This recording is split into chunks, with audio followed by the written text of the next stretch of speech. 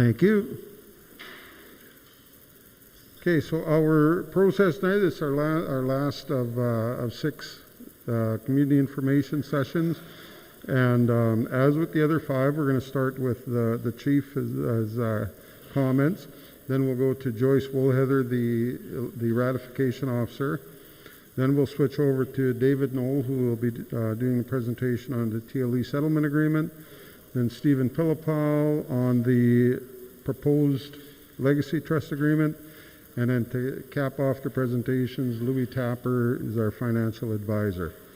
So to start off, Chief, if you will.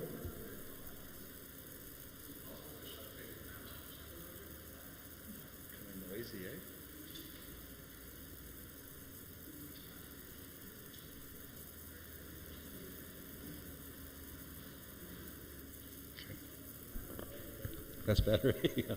Okay, first of all, thanks, Marcel, for the prayer this morning and this afternoon, Lynn as well.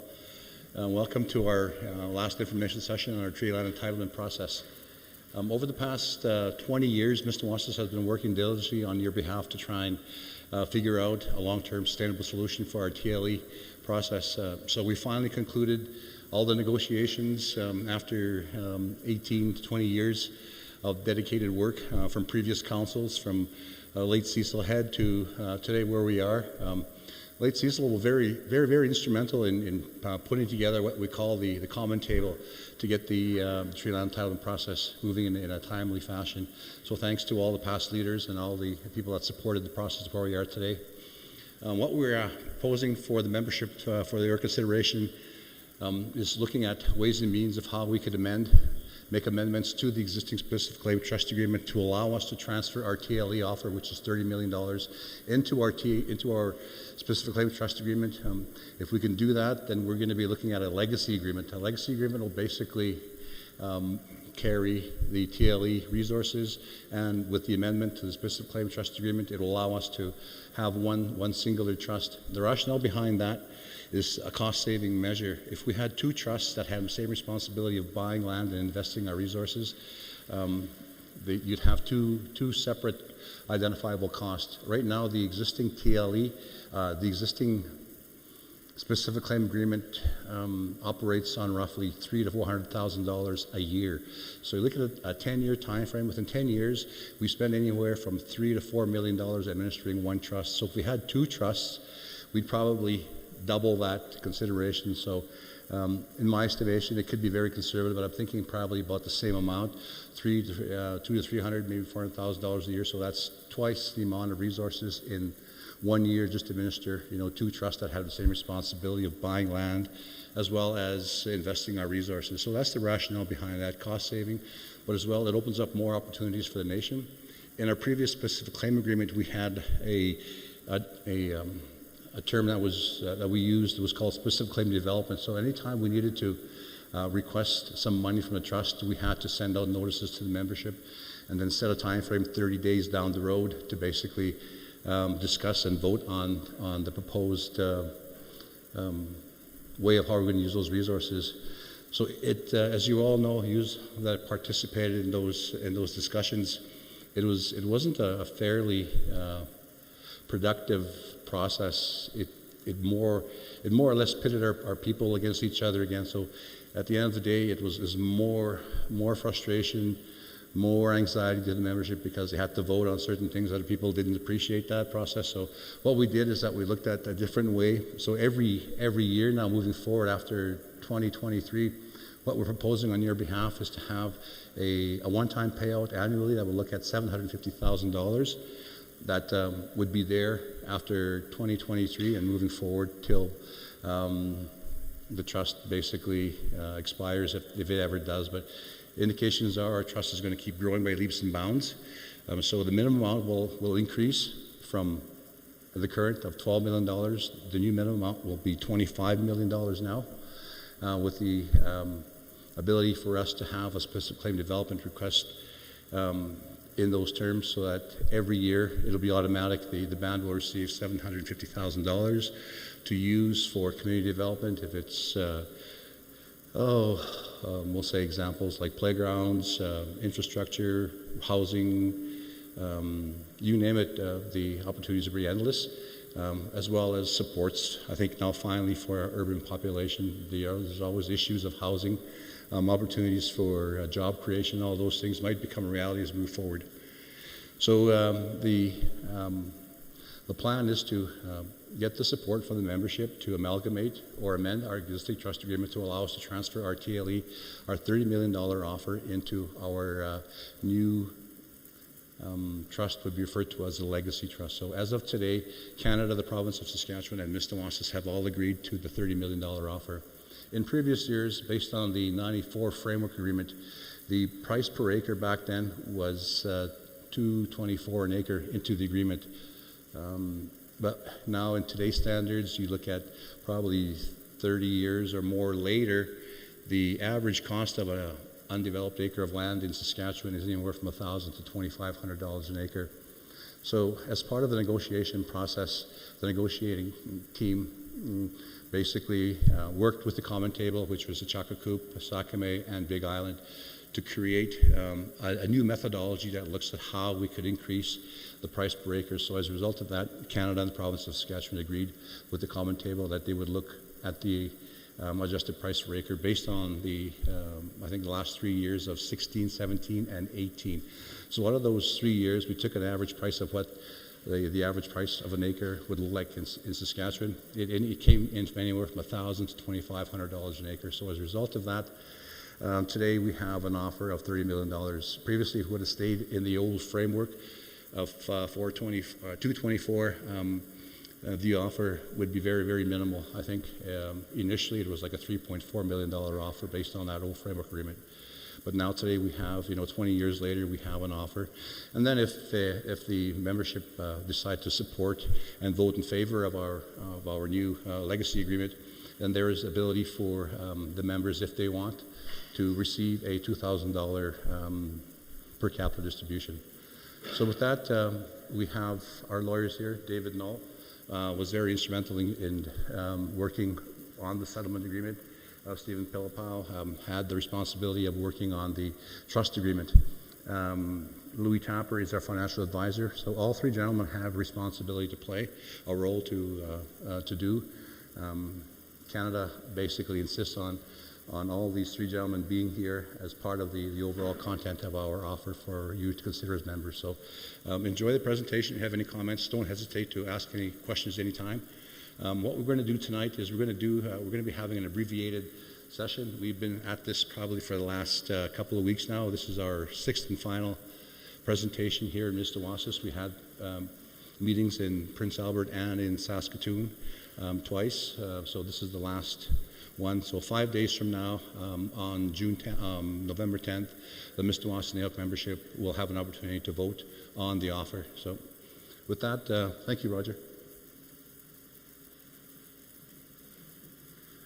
Thank you, Chief. And then next on our agenda is Joyce Woolhether, the Ratification Officer.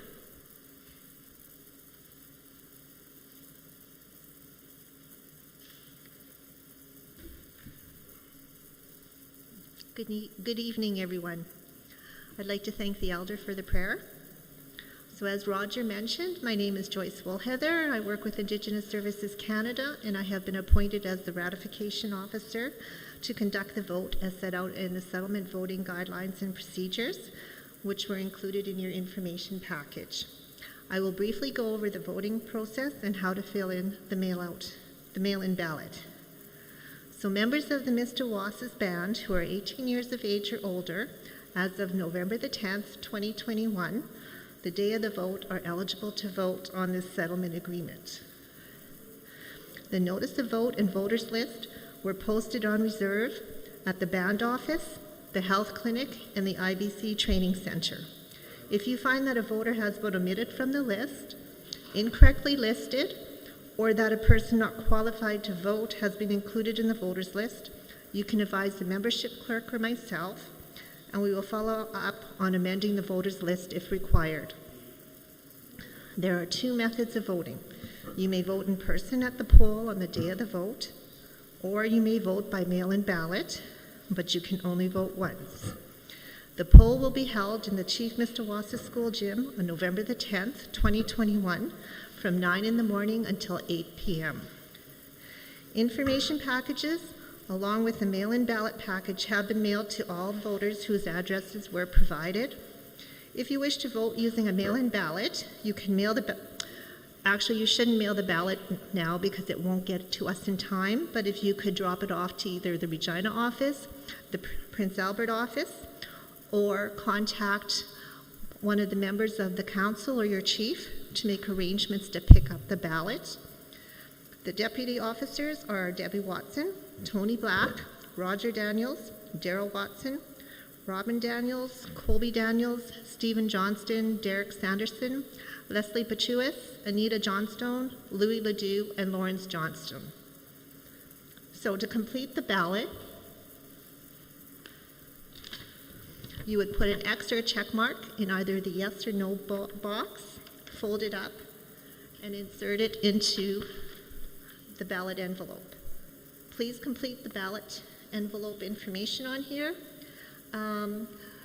You don't have to put your address, either date of birth or your treaty number is fine. Make sure you sign it and have your signature witnessed by somebody who's 18 years of age or older. Put the ballot inside the envelope, seal it up, and then, as I said, either hand deliver it to somebody or make arrangements for them to come and pick it up. So the vote is conducted by secret ballot. You cannot vote by proxy, which means someone else cannot vote for you. All ballots must be received by myself no later than 8 p.m. on November the 10th, the day of the vote. Any ballots received after that date will not be counted. So if you receive a ballot that is improperly printed, stained, or you mismark your ballot, you can request a new ballot from myself or one of the deputies. The original ballot will be marked void and will not be counted. Either myself or one of the deputies can assist a voter in marking the ballot if requested to do so. The ballots will be counted after the poll closes. The count can be viewed by any member of the First Nation and will be held in the Chief Mistawasis School gym. COVID measures will be in place. I will open the ballot box, inspect the ballots, and each ballot, other than those rejected or voided, will be shown to those in attendance. Voided ballots are not opened or counted, and rejected ballots cannot be shown as the voter may have identified themselves. So a ballot will be considered rejected if the intent of the voter is not clear, so you've marked both the yes and no box, or you have identified yourself either with your name on the ballot or initials. A number of individuals will have tally sheets to ensure the count is accurate. A large tally sheet will be placed on the wall so everyone in attendance can see how the vote is proceeding. To consider this a yes vote, 50% plus one of all eligible voters that appear on the voters list must vote yes. There are approximately 2,100 eligible voters' names on the list, so 1,051 voters must vote yes in order for this vote to be successful. The total number of eligible voters may change if the voters list is updated. The review procedure. A voter can request a review of the ratification by the minister if they believe that there was a contravention of the voting guidelines that may affect the results of the vote, or there was a corrupt practice in connection with the vote. A request for review of the ratification shall be made by forwarding the request to the minister by registered mail addressed to the Assistant Deputy Minister within 7 days after the voting day, accompanied by a declaration containing the grounds for requesting the review and any other relevant information, and be signed in the presence of a witness who is at least 18 years of age. So ballots will be accepted tonight in the completed declaration envelope. If you would like to vote today and you do not have your ballot, we do have extra ballots. And if you require assistance, one of the deputies will be able to help you. Are there any questions? Okay, thank you.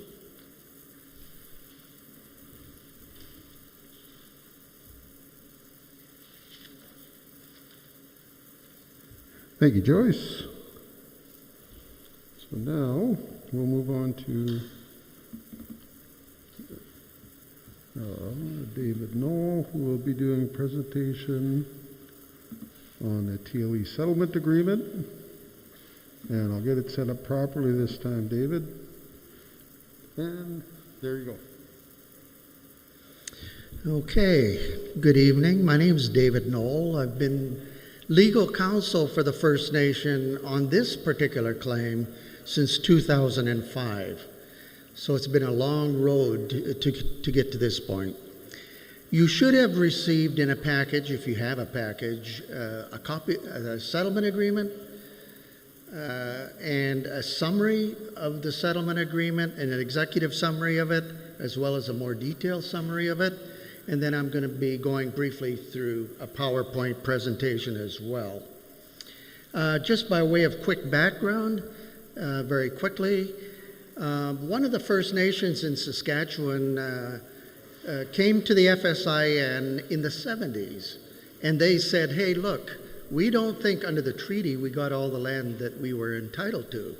So they went to the FSIN did some research, and they found out, yes, there were about 25 First Nations in Treaty 4, 6, 8, and 10 here in Saskatchewan that didn't get all the land that they were entitled to. So, so what happened is they went to Canada, and Canada said, yes, we agree that there were 25, 26 First Nations here in Saskatchewan. You didn't get all the land that you were entitled to. Let's try and settle this. We have a treaty obligation to fulfill. They went to the province. The province has an obligation under the Natural Resources Transfer Agreement to transfer the land to help Canada set aside these lands with reserve status. So for about 20 years, Canada and Saskatchewan fought over how to get this land transferred over to the First Nations to help them fulfill. There were all these third-party issues and problems like that. We even went to court to deal with it. But in the late 80s, 1980s, FSIN set up a treaty commissioner and said, look, this old approach isn't working, let's try something else. The commissioner recommended a new approach to settling this. It's called an equity formula, where the First Nations would be given, the Treaty Land Entitlement First Nations who had claims, would be given enough money for them to go out, acquire the land, and have it transferred to reserve status. And Canada and Saskatchewan say, yeah, that's good. The Assembly of Entitlement Chiefs through the FSIN, they agreed to it. And in 1992, there was a settlement for those 26 First Nations that resulted in over $500 million paid over to those 26 entitlement bands. That payment was made over a 12-year period to acquire about 1.67 million acres of entitlement reserve land. So this framework agreement, this 1992 framework agreement, was the one that set the precedent for a bunch of other First Nations that also had outstanding treaty land entitlement claims. There are about 5 or 8 others. They received their settlements, and under a separate arrangement, they received their payments over a 5-year period instead of the longer period that the first 25 bands had. So in 2005, I was involved with some researchers through the FSIN and worked with the chief and counsel at that time. We submitted a claim to Canada. Lawrence was the one that came by and said, hey, I think Mistawasis also has a shortfall based on this equity formula. Can you check it out? We checked it out in 2005, and Canada agreed that, in fact, the Mistawasis First Nation was shortchanged money. The reserve in 1878 was surveyed involving 49,280 acres. That was what was surveyed at the time. There were some people missing, some of them weren't counted. If you applied this formula, this 1992 formula, you should have received 53,632 acres. So you were shortchanged 4,352 acres. So now, how to settle this? So after a period of negotiation, in March of 2019, Canada made a global settlement offer to the First Nation in the amount of $31,576,976 to settle this particular claim. Of that, $1,222,709 was to cover other costs like acquisition costs, ratification costs, like what we're doing today, negotiating costs because there was a period of time to finally settle it, and some additional costs. Saskatchewan's portion of this claim is $9,106,280. So Saskatchewan has this amount of money. It's a 70-30 arrangement between Canada and Saskatchewan. Canada's portion is $22,470,695. So there's an agreement between the two of them that this is what they would provide to the First Nation to satisfy your treaty land entitlement. The First Nation looked at the offer, they accepted it by BCR, and they agreed to proceed to settle the claim under the principles of the Treaty Land Entitlement Framework Agreement, the 1992 one. So you have the shortfall acres that you have to acquire. That's 4,352. So out of that $31 million that's going to be placed into your legacy trust account, the first obligation of those that are acquiring the land is to get the shortfall acres. Because Canada said that we shortchanged you 4,352 acres. That's the first thing you've got to use the money to acquire. And it's the surface, the subsurface, in other words, the minerals, and you have to deal with all these third-party issues first. So the money will be first dedicated to get that. After that, if there's money left over, which I think there will be, if there's still more money in the legacy trust account, you can then also use the balance of the money for band development purposes or to acquire land up to 29,394.18 acres and have that transferred to reserve status as well. And you don't have to have that additional land with the minerals. It's only the shortfall acres that you have to have the minerals. What I have here is a breakdown of actually how the money has been calculated and what the money is that Canada has been paid. Some of the money has been transferred to the First Nation for the ratification costs, for example, because we're going through this process. Canada will make its payment, its portion of it, that $22 million, within 45 days that Canada signs this agreement and ratifies it. They will place the money into that legacy trust account. At the same time, Saskatchewan, after the ratification by Canada, they will transfer their portion of it to Canada within 45 days, and then Canada has 45 days to transfer it into your trust account. There are a bunch of schedules attached to this agreement. One deals with revenues, mineral revenues, so that those that are acquiring the shortfall acres, and if they have to get the minerals, this outlines all the mineral that you may have to deal with. Now, the agreement says if no one owns the minerals underneath, there's no lease of the minerals underneath, you get the minerals for free. It's only if you're purchasing land where the subsurface minerals are owned or leased by somebody. All undisposed minerals you get for free. The Schedule 2 deals with an amendment to the Natural Resources Transfer Agreement. This is between Canada and Saskatchewan because Saskatchewan is now not transferring land to Canada to fulfill that treaty obligation. They're transferring money to enable the First Nation to acquire that land. So the Natural Resources Transfer Agreement had to be amendment. The ratification vote guidelines, Joyce has already walked through that procedure. I have to sign a certificate.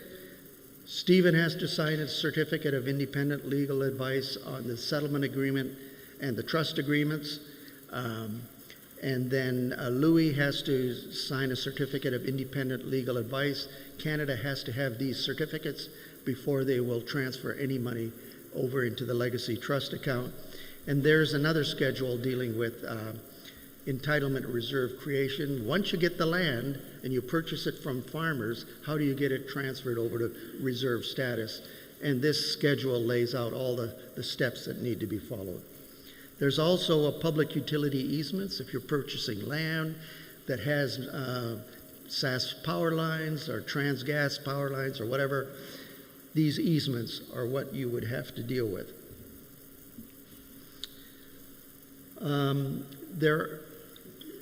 Just to make clear that the provisions of this agreement, the money itself, the capital amount, $30-some million is not subject to tax. This agreement makes it clear about that. It doesn't affect any other program funding or delivery. It's not prejudice. It doesn't prejudice the First Nations' right to determine its own membership. And if there's any changes, some constitutional changes or whatever in the future that you may benefit from, this agreement can be amended to take advantage of those as well. So, okay, now for those that are going to be acquiring land, you're going to go out and try and acquire this land, and first thing you have to do is get the shortfall acres. You have to get the land, the minerals, and the improvements. You're going to a local farmer, and you negotiate with that farmer the price for that land. It's on a willing seller, willing buyer, so you negotiate with him to get a good agreement. So once there is an agreement and the acres are acquired, the lands are then next steps I will be discussing about how you get it into reserve status.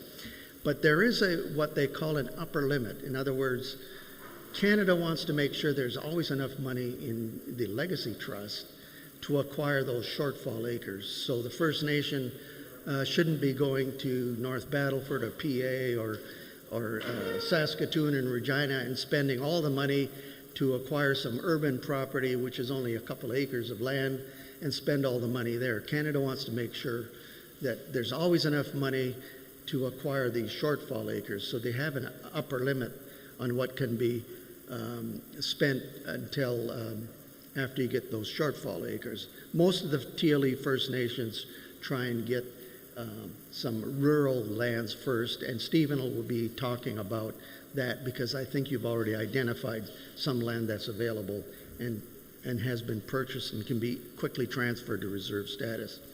But all these lands, these TLE lands, have to be purchased in Saskatchewan. You can't go into Manitoba or Alberta to acquire these lands to fulfill this obligation. The process, I mentioned that there's certain steps that have to be followed. If you go to a farmer, you negotiate a deal with him, then you pass a band council resolution saying that this is the land that you want to acquire. You give it to the Department, Indian Affairs, and they then will register that BCR. They will notify Saskatchewan that the Mistawasis First Nation wants to acquire these lands and transfer it to reserve status. The department then assigns somebody to the First Nation to help them prepare a formal submission to get the land transferred to reserve status. They spend a fair bit of time dealing with third-party issues and all that to make sure that everything's in place to get the land transferred to reserve status. It then goes to what they call an additions to reserve committee.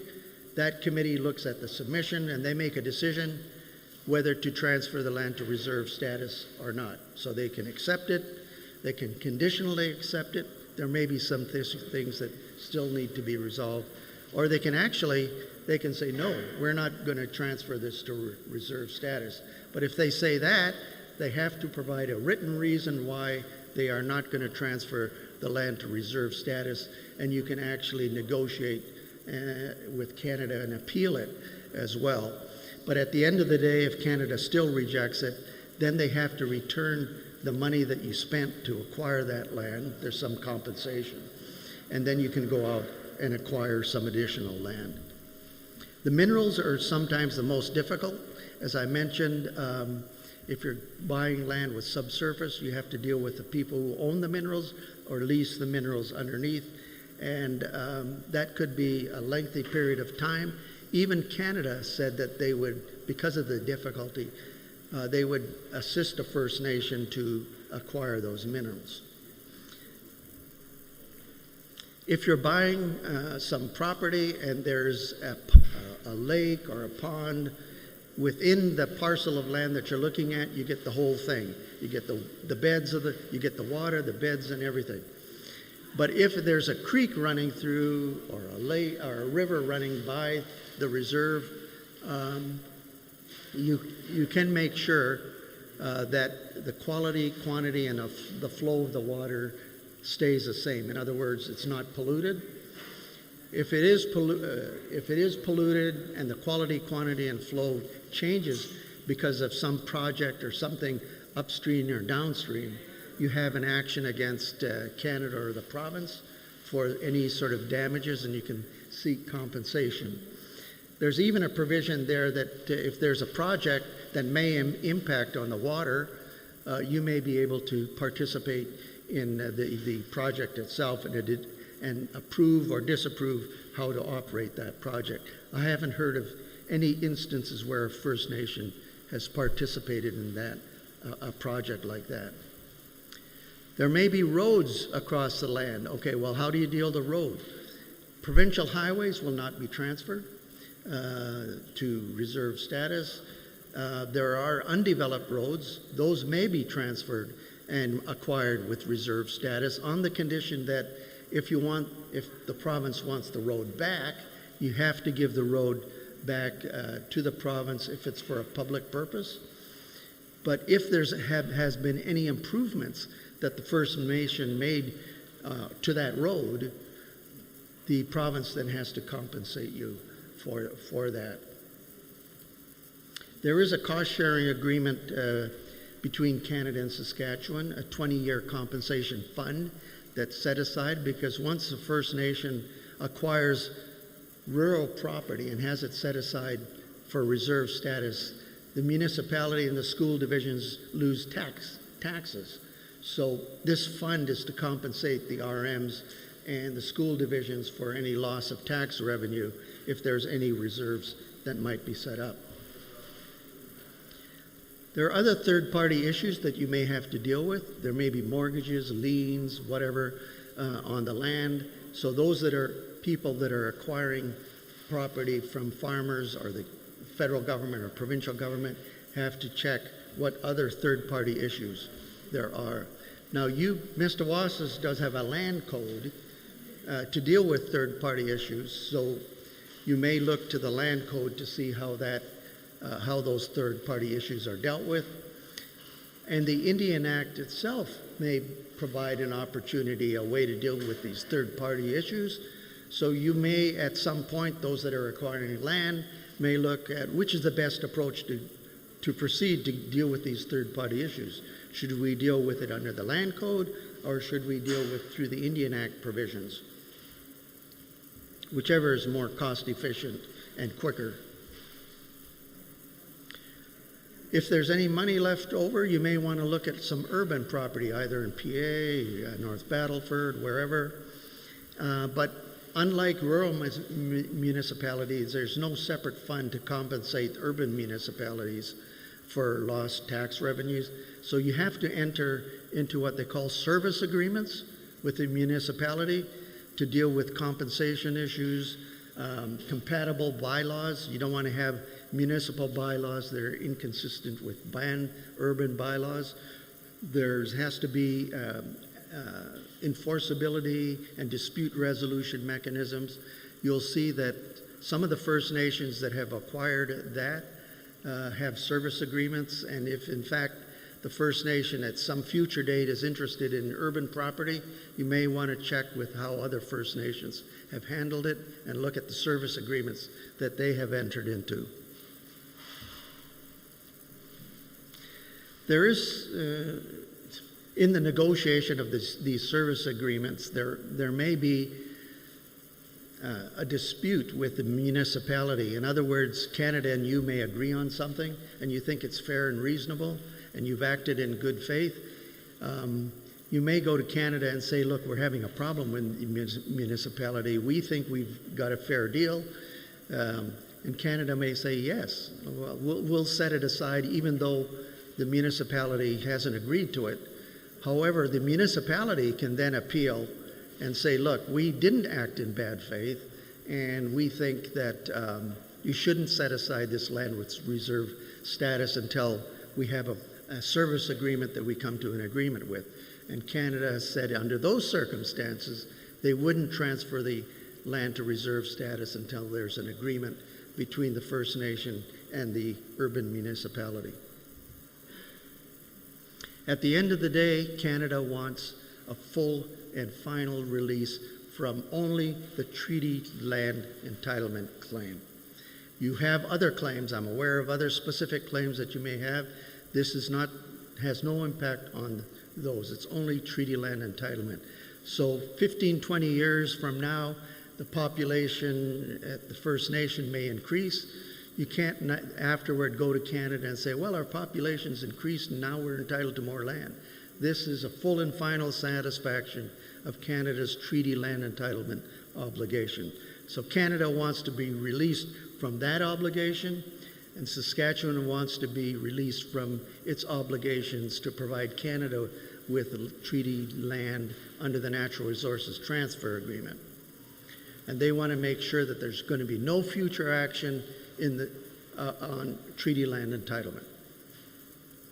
It doesn't affect any other treaty rights, and if there's actually Treaty 6, there's an amendment to Treaty 6, I doubt it, but if there's an amendment to Treaty 6 where somehow you can benefit from it, this agreement can be amended to take advantage of those changes to the treaty. There are arbitration and settlement provisions in this agreement, and if there's any disputes, you can take into those settlement boards or the arbitration boards. I haven't heard of any treaty First Nations in Saskatchewan, TLE First Nations, that have ever utilized these, but they are available in case you run into any disputes. I know that one First Nation actually went to, I think, a tribunal or court to have an issue resolved, but I don't think they actually went to the settlement board or arbitration board. As I mentioned, in terms of tax, there is that separate fund between Canada and Saskatchewan to compensate the RMs and the school divisions, but there's also an understanding that the capital money, that $32 million, is non-taxable. We're not talking about the revenue earned on it, and Louis will talk to you about that, but the capital amount is non-taxable. There's also no GST that will be charged on the price of TLE land, minerals, or improvements. There's no GST that will be charged with respect to the purchase of TLE land, the acquisition costs for the purchase of land, minerals, and improvements. And there will be these public utility easements like SaskTel, SaskPower, those lines that across those easements, there will be no additional fees charged to them for the operation of those facilities.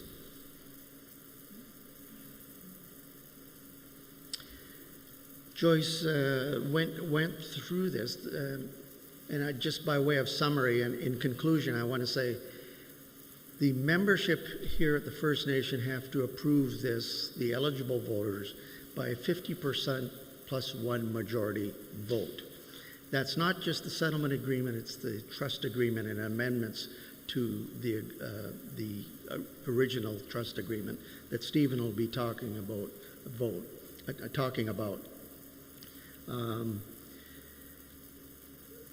There is an opportunity for a second vote. In other words, if you don't get the absolute majority, there's an opportunity to have a second vote. But that would require negotiations again and a discussion with Canada to determine what was the reason why we weren't successful the first time. Do we have to change the settlement agreement? Do we have to change the trust agreement? What do we have to do to be able to come back for another vote? And then you have to have an agreement with Canada and Saskatchewan to hold a second vote. So that's my summary of the settlement agreement. Do you have any questions about this before I turn it over to Stephen to talk about your trust agreement? if there, I'll be around for a little bit longer. If you have any questions you want to talk to me about privately, or you can, through Roger, he can get in touch, let you know what the phone numbers are if you want to talk to me over the phone later. So thank you, and good luck on the vote. Thank you, David.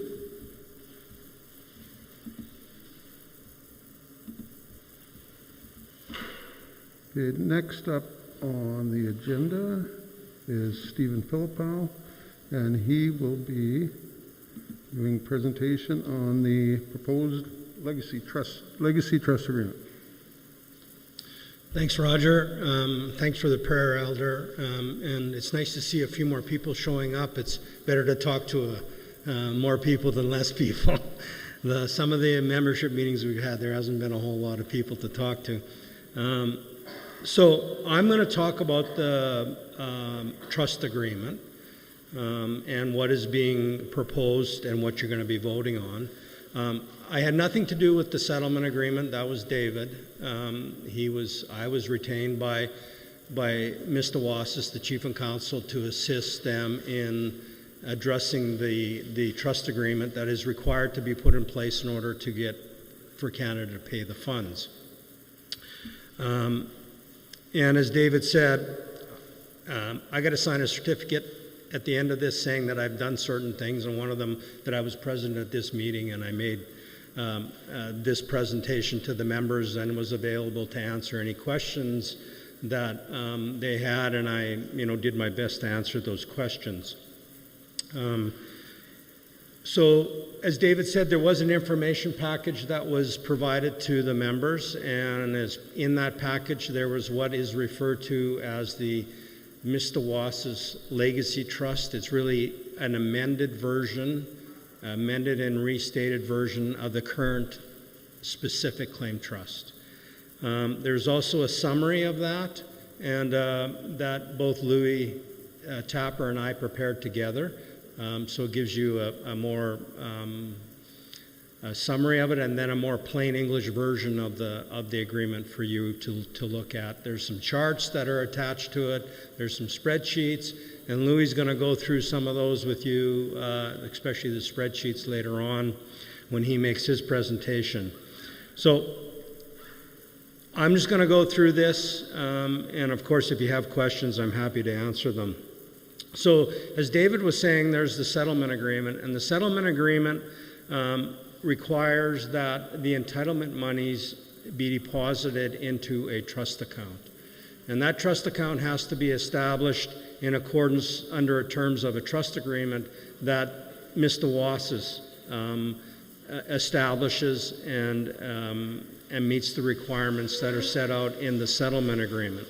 Now, generally, the requirements that we have to meet, or the trust agreement has to meet, is that until the shortfall acres are purchased and they're put into reserve status, the entitlement monies, the monies that are coming from the Canada, that $30 million plus dollars, can only be used to purchase land up to those shortfall acres of 4,352, plus the improvements in minerals, and they have to include minerals. After that is accomplished, then the entitlement monies can be used for purchasing more land up to that equity quantum, that 29,394.18 acres that David talked about, and for band development. Now, band development, it is defined in the settlement agreement. And so we have to comply with that definition because that's what Canada is agreeing to, and that's what Mistawasis is agreeing to as part of the settlement agreement.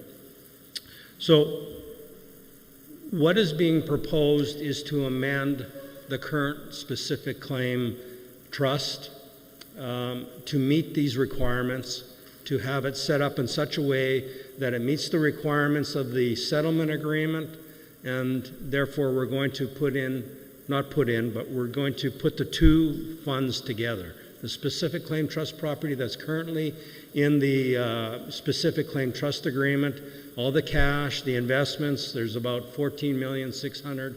It's probably a little bit more than that. This is going back into July when we were preparing this. and the markets have actually been doing not bad, so your investments are you're probably closer to 15 million, I would guess. Plus the land that has been purchased. There's currently 4,606 acres that the trustees have purchased under the specific claim trust agreement, and it has been waiting to go into reserve status. And in fact, Roger had started the process to put it into reserve status, and that application has been brought back. They withdrew it, the First Nation did, because we're going to use those acres under the treaty, the entitlement agreement, the settlement agreement, and you'll meet your shortfall acres right away. And then the entitlement monies are going to get contributed into this trust. So when you look at the ballot question, there's 3 questions on the ballot question. The first question is, do you approve of the TLE settlement agreement? The second question is, do you approve of the amendments to the specific claim trust agreement? And the third question is, do you authorize the Chief and Council and the trustees to do whatever needs to be done to bring that into effect? Okay. So you are also voting on the amendments to the trust agreement as part of this process.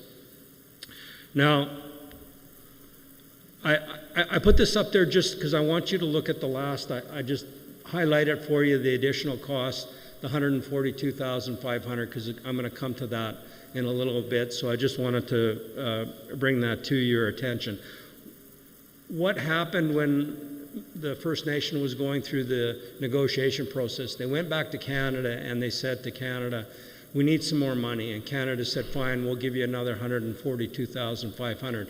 But we're not going to pay it directly to you because we can't do that. But what we'll do is we'll deposit it into the trust account as part of the entitlement monies. And I know that doesn't help the First Nation right now because they're spending money and they need the money to cover these costs. It's going to come out, and I'll show you how that is set up. So when we first sat down, when I was retained, and we started talking about, well, what are the options? What do you want to do in terms of this trust agreement? And the First Nations certainly had options. They could have had a separate trust established for the treaty land entitlement. They could have kept the specific claim trust the way it was. But we sat down and we started thinking about that. And the chief had talked about it earlier in his comments that after we looked at it and we analyzed it and we looked at the benefits of having 1 or 2 trusts, it became pretty clear real quickly that the benefits were overwhelmingly to have 1 trust as opposed to 2.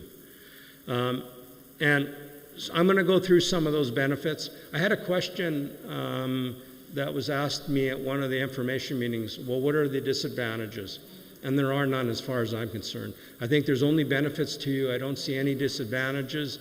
And I think it became pretty clear to the group that was looking at it and analyzing it that was the case. But I'm going to run through what the thinking was when we were going through it. So the first one, the cost savings, and the chief talked about this. You know, if you got 2 trusts, you got 2 groups of trustees, you got 2 offices, you got 2 investment processes, you're buying land, and that all takes money to do. Louis looked at it and said, in his view, he thought that there would be about $150,000 a year spent to have 2 trusts, more to have 2 trusts than 1 trust. So we just looked at over a 25-year period, $150,000 a year over 25 years is $3,750,000. So that's a direct savings. But if you take that 150 and it's going to remain in the trust and it's going to be invested, and we're expecting a 7% return on average, and if you run those numbers, that's $10 million more in 25 years. So that's just $10 million more in the trust because you went to 1 trust as opposed to 2 trusts. Better investment returns. Now, the trust is 20 years old, okay? We've learned a lot. I've learned a lot. Louis learned a lot. We've all learned a lot over the time period. And one thing that I've learned and is that things can be done better, particularly the investment part of the process. We just learned how to do things in a different way that gets a better rate of return. There's more people getting involved. There's a lot of smart people getting involved, smarter than me, that's for sure, that know about investments. And bands are taking advantage of this, and they're getting good returns, better returns than what you've been getting with the trust. It's not that the trustees haven't been doing a good job. They're just the way the trust agreement was set up, it had certain restrictions in it, and it limited them in certain ways in terms of what they could do in the investing. So whatever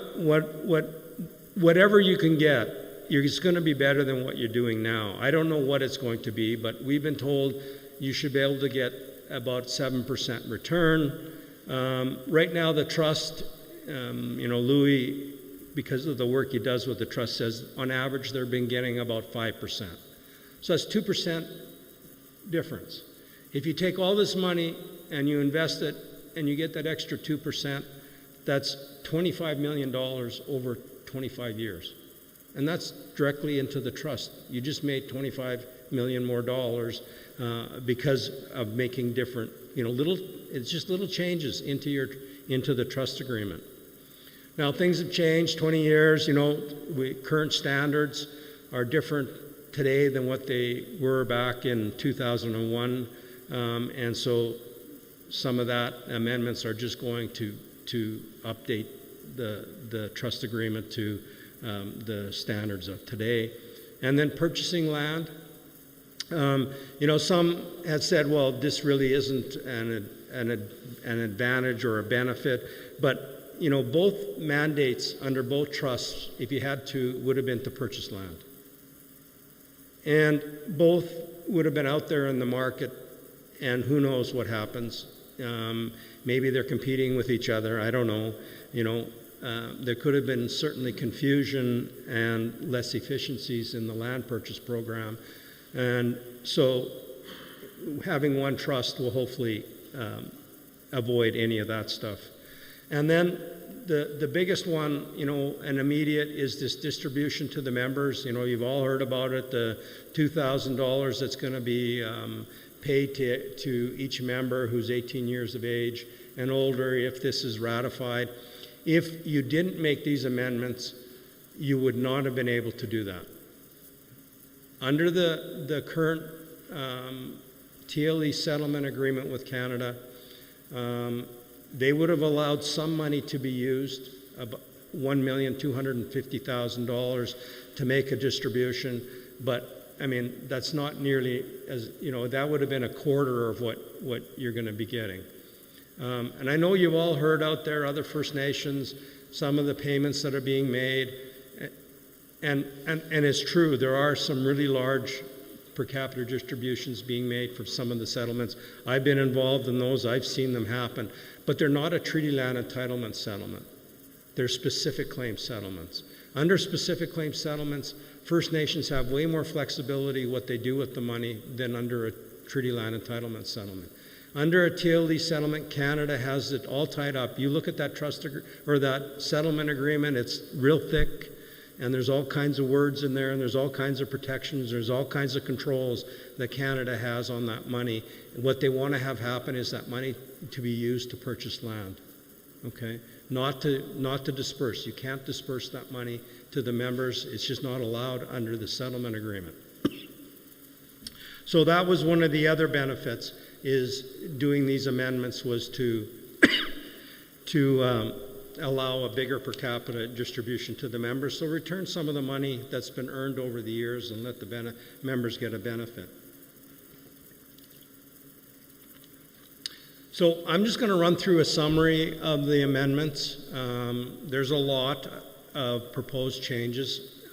In fact, my computer tells me there's like 1,200 different changes once you get all the T's crossed and I's dotted and all that kind of stuff. Some of them are very minor, some of them are more significant, and I'm going to kind of address the more significant amendments that are being proposed. So firstly, the structure of the trust, that's not going to change. The trust structure is still going to remain the same as the current specific claim trust. There's still 3 parties. There's still the First Nation as a party to the agreement, represented by the Chief and Council.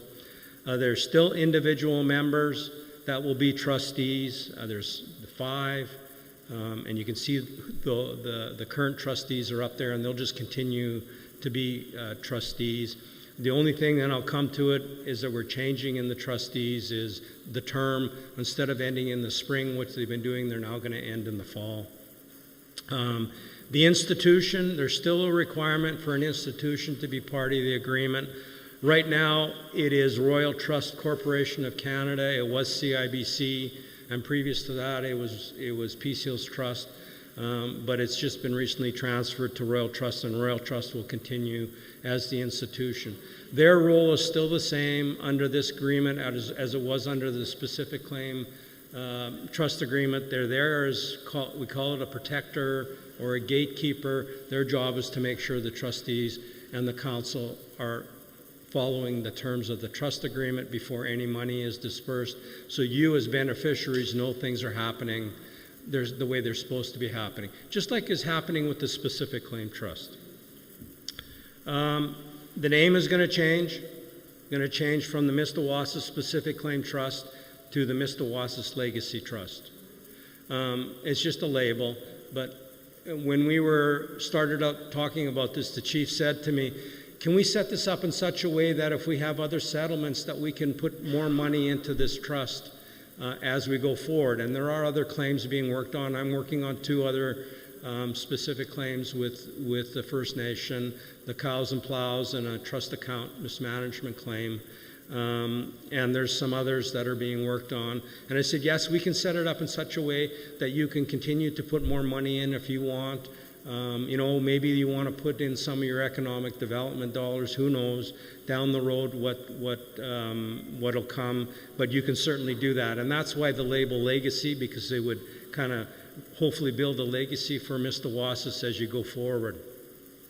We had to obviously comply with the TLE settlement agreement, so some of the amendments are in there to make sure that we complied with the settlement agreement, and basically making sure those shortfall acres have been purchased and put into reserve status. Annual payment, this is one real big change that is being proposed. So what is being proposed here is an annual payment will be made to the First Nation starting in 2023. The first 4 years payments, 2023 to 2026, will be $750,000 per year. Then beginning in the 5th year, 2027, and until what is referred to as the full acres, and I'll come to that in just a minute, until those full acres are purchased, it will remain at 2% of a rolling 5-year average of the previous 5 years. After the full acres are purchased, then it's going to increase to 4% of that 5-year average. And that money is going to be paid to the First Nation.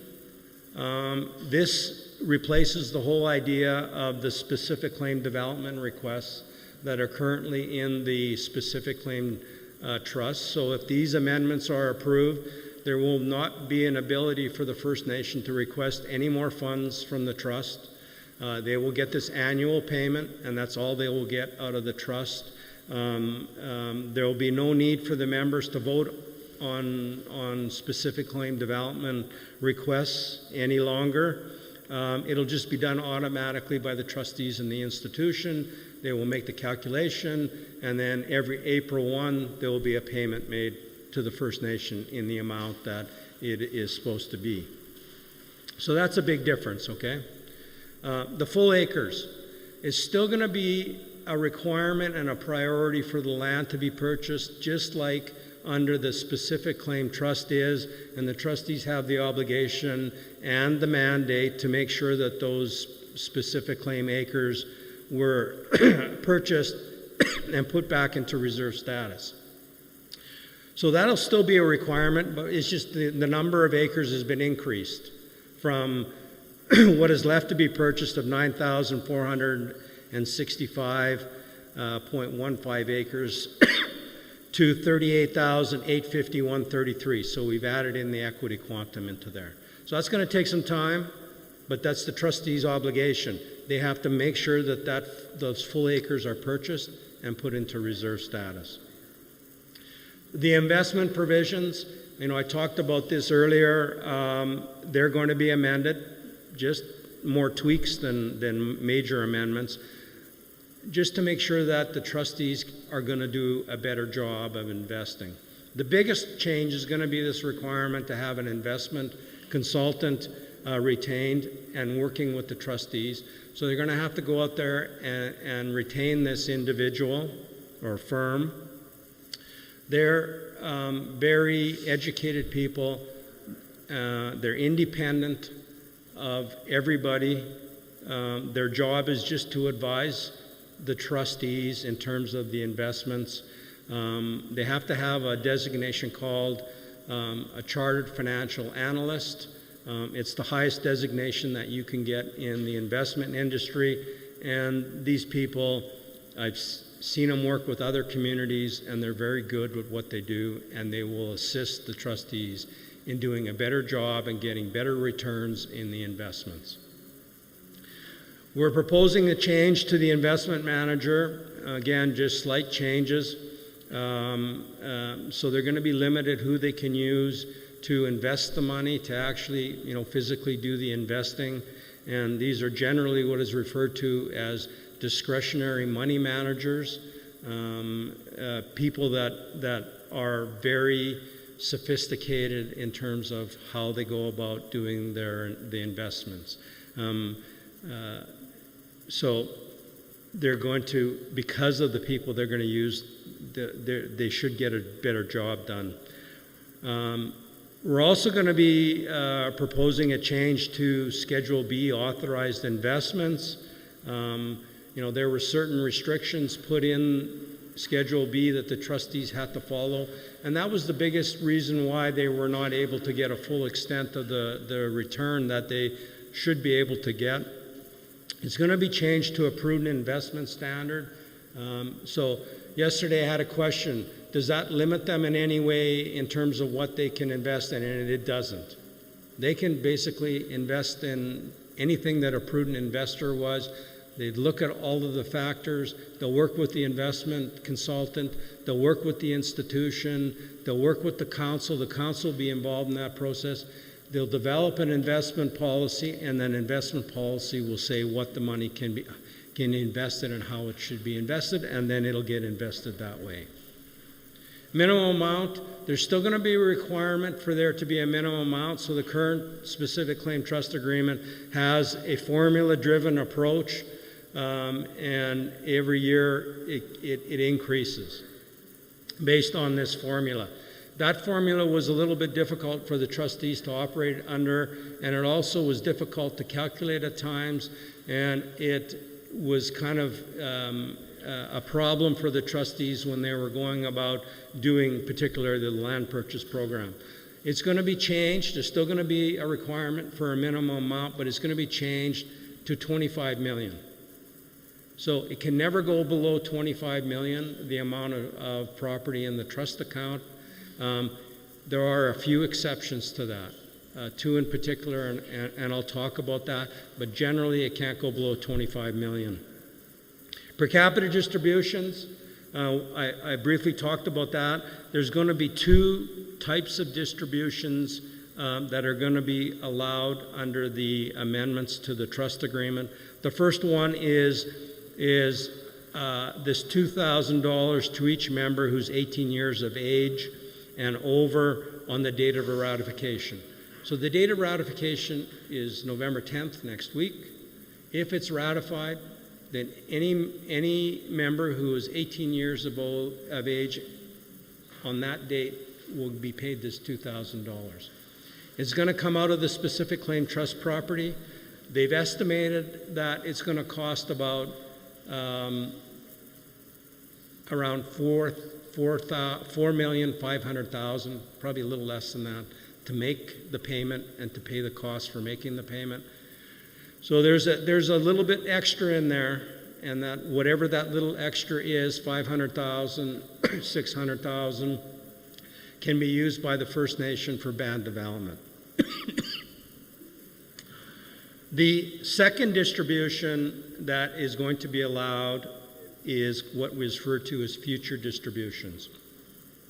I always call it minor distributions, and Lauren says, no, it's not minor distributions. It's distributions that are going to be made in the future to every member who turns 18. So, yep.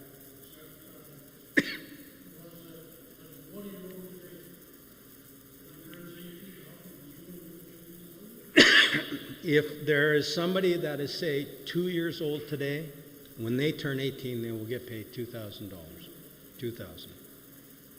And that'll just keep going on into the future. So any member, child that's unborn, and they're going to become a member of Mistawasis before they turn 18, when they turn 18, they will get that payment made to them. What they do is they go to the First Nation. I just turned 18. I want my $2,000. The First Nation will give them $2,000, and then the First Nation will request to be reimbursed from the trust. It'll come directly out of the trust property. So this is different than what was set up under the specific claim trust, where there was that minors trust put in place, and there was a cutoff in terms of who the minors were. That doesn't happen. There's no cutoff.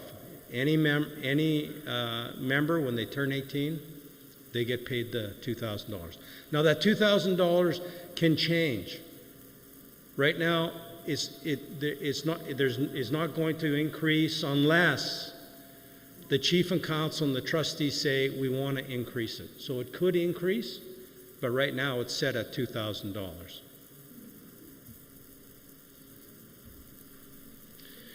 Section 8, we just got rid of it because it was a useless section. It really had any purpose to it.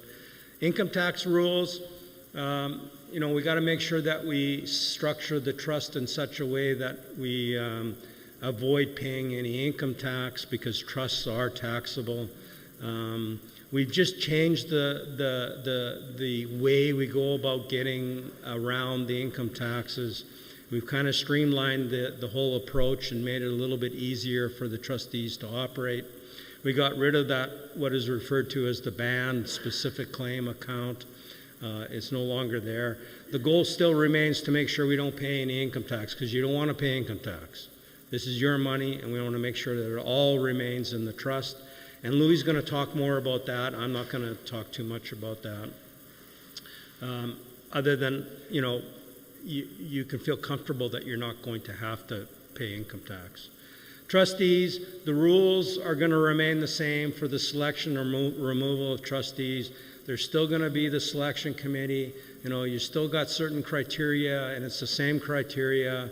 You got to be 18 years of age and mentally competent and can't have been convicted of certain offenses. All that stuff stays the same. There's still going to be that selection committee that has to be established, that'll make recommendations, go through the process, interviews, make the recommendation, and then the council accepts the recommendation. The only thing that we're proposing to change is to remove the requirement for bonding. There is right now in the specific claim trust, if the council required, the trustees would have to get bonding. It's never been used. In fact, you probably couldn't do it. Bonding is almost impossible to get for an Indian residing on the reserve because of Section 89 of the Indian Act. And even if you could get it, it would be prohibitively expensive, and you would just be wasting all of your income paying for bonding. And in fact, there's never been any problems anyways. There's been no allegations of wrongdoing. There's been no money that's been appropriated. The trustees have been doing the job that they were mandated to do. So we're just getting rid of that provision. And then the powers and duties, These are just going to basically stay the same. They'll just be, particularly the powers are updated to current standards, but the duties mostly stay the same. Article 15, member resolution, it is just being removed because there's no longer the ability for the First Nation to request funds for specific claim community developments. So there will be no voting, there will be no requirement for a vote, so there's no reason for Article 15 to remain in the agreement. Conflict of interest, there's still going to be a requirement for the trustees to avoid conflict of interest, but the rules are going to change. Right now there's specific rules set out that they have to follow, but you guys have passed the Mistawasis financial administration law. It's in law, it's part of your legislation, and right at the end of that law is a schedule that sets out conflict of interest rules that the council has to follow, the employees have to follow, your committee members have to follow. In fact, I have to follow those rules. Louis has to follow those rules when we work for Mistawasis. So we said the trustees should have to follow the same rules. And in fact, those rules are more onerous than what is in the current specific claim trust agreement. So you can be comforted as beneficiaries that they're not going to be there and acting in a conflict of interest. A new article, section 16, is being added or proposed to be added, and it sets out what the duties of the council are under the trust agreement. So it doesn't really add anything. All it does is say to council, here's your duties. It's all in black and white, A, B, C, D, E, F. This is what you got to do as being a councillor or the chief to fulfill your duties under the trust agreement. And you can read that section to see what those are. And then directions. There's still, as I said, the structure stays the same. The only party that can take money out of the trust account is the institution. The trustees direct the institution to remove money to be used for specific purposes. So the trustees sign these directions. You still got these directions. They're just being changed because of the amendments to the agreement, so they'll just comply with that. I'm going to skip those. You have copies of those in your package if you want to look, because then I start repeating myself when I go through that. So I'm going to run through quickly the amended trust agreement. Section 1 sets out some definitions. In fact, there's 69 defined terms. So when you read through the agreement, when you're all studying it at night and trying to stay awake, if you see a word that's capitalized or a phrase that's capitalized, it's defined. Go back to this section and see how it's defined, because then that'll help you understand what it means in the agreement. I'm not going to go through all of them. There's some that are set out there. The purpose of them is just to make sure that everybody understands what the obligations are under the trust agreement. There's 7 schedules. The first one, A, is an undertaking of the trustees. It's the same undertaking that's in the current trust agreement. Every trustee has to sign this, saying, I agree to comply with the terms of the trust agreement and act in my capacity and in the way I'm supposed to do it. I mean, we just changed the name of the trust agreement in it. Schedule B is authorized investments, and I talked about that. It is being amended to, in particularly Part 2 of it, to change it to a prudent investment standard. And then you have the C, D, E, F, and G are the different directions that the trustees will sign to give to the institution to remove money out of the trust account for the specific purpose. So authorized expenses, transfers to the First Nation, the annual payment, that $5 million, investments, to make investments, and then to purchase land. Section 3 is just creating the trust, the legalese to get it created. Section 4, this is the most important provision in the trust agreement. This is how you can use the money. and how you can't use the money. And that's more the trustees, how they're directed to use it and not use it. 4.2 sets out how you can use the money. 4.2A, again, just at the beginning, there's a couple of exceptions there, okay? So as long as the minimum amount is maintained, other than those two exceptions, this is how they can use the money, and I'll go through them. 4.2F is authorized expenses. They're always going to have to pay authorized expenses. There's certain things they have to pay. They can do that even if the value of the trust property went below $25 million, the book value, and Louis will talk about that. And Section 8.3 is income taxes.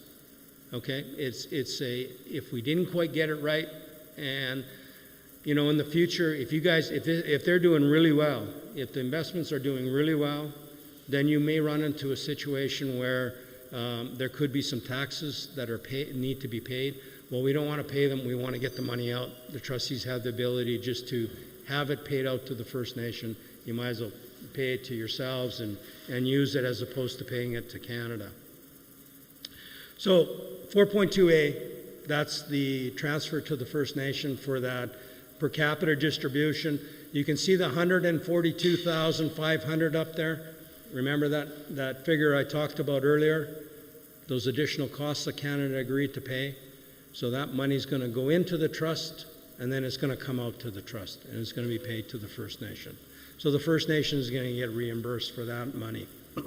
Then the $5 million will be used for the per capita distribution, and whatever's left will be used for band development. Then the future distributions in B, every member who turns 18 gets paid that $2,000 or such other amount agreed upon by the council and the trustees. So in 5 years or in 10 years or whatever, if they say, look, $2,000, we should be increasing it, they can do that, okay? In whatever amount they want to do it, whatever amount the trust can afford to pay out. C is purchasing land, and you can look to Article 6 for the rules. Investments, and you look to Article 7 for the rules. Annual payment that's going to be made to the First Nation, and you look to Article 9 for the rules. And then paying authorized expenses, and you look to Article 10 for the rules in order to get money out of there. Authorized expense account, that is also a trust account. Money will go into that account, and then the trustees use that money to pay their authorized expenses. They can only use the money in that account to pay for authorized expenses as they're defined in Section 1. 4.4 sets out how they can't use the money. Okay? So other than what is indicated in the agreement, they can make no more per capita distributions. They can't lend the money. They can't release it in any other way. They can't advance the trust property. They can't use it as security for a loan. So the First Nation can't come to them and say, hey, we want to borrow $10 million and the bank wants the trust property as security. The trustees can't do that. They can't agree to that. That can't happen. So there's just no ability to get at the trust property other than what is set out in 4.2. Now, once the money is paid out, there's certain money that's being paid out to the First Nation. There's that $5 million. There's the annual payment. And there's those future distributions that the First Nation gets reimbursed for. Once that money is paid out, the trustees have no more responsibility for that money, and they have no more liability for how that money is spent. So how that money is spent is going to be up to the Chief and Council. So don't look to the trustees, look to the Chief and Council. Don't say to the trustees, we don't agree how that money was spent. That's none of their responsibility. That's the Chief and Council's responsibility. Article 5 just sets out some rules to follow for the transfer of the money for the 5,142,500 and for the future distributions. Article 6 deals with the rules for the purchase and use of land, and these rules haven't changed. They're almost identical to what's in the current specific claim trust. The only difference is really this 6.1 section where none of the entitlement monies can be spent except for purchasing the shortfall acres. And so you got to make sure that that 4,352 acres is purchased and put into reserve status. As I said, well, you already got 4,606 acres purchased, so that land is going to go to cover the shortfall acres. You're going to be probably the quickest band of any of the entitlement bands to get your shortfall acres acquisition date because you're going to use those acres. The one advantage of using those acres is when you go to put it, well, there's a few advantages. When you go to put it in reserve status, you don't have to pay the RM any tax loss compensation. Currently, under the specific claim, you would have to. The other advantage is that if the minerals are under that land are owned by the province or the federal government and they're undisposed, they come free of charge. You don't pay nothing for them. If you were going to do it under your specific claim trust and you wanted to include the mineral rights, you would have to go to the province or the federal government and you'd have to pay for them. And there's no ability other than what the province tells you they want for them to set a price. They just say, we want this, and if you want them, you got to pay for them. But under the TLE, they just come free of charge. So the rules stay the same. As I say, there's a written recommendation from the trustees to the council. The council considers it and either approves it or not, or doesn't. The one difference that'll happen here is that as part of that recommendation, the trustees are going to have to say, do we want to put this land in reserve status under the TLE settlement agreement or under the specific claim settlement agreement? And there are advantages and disadvantages to go one way or the other. Generally, and this is generally, under the TLE, if you're going to buy urban land, do it under TLE. If you're going to buy urban land, then do it under specific claim. And the reason for that is urban land, you don't have to compensate the school divisions for their tax loss compensation. TLE, you have to. And that can add up to hundreds of thousands of dollars, and you don't have to pay that. There was a question, yeah? Sure. Go back one. This one?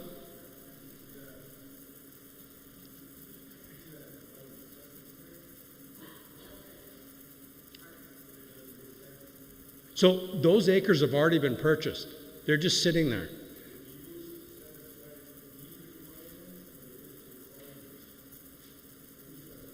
Yeah, okay, thanks. I appreciate it. You're right. My English wasn't particularly good. Louis, my proofreader. It's his fault.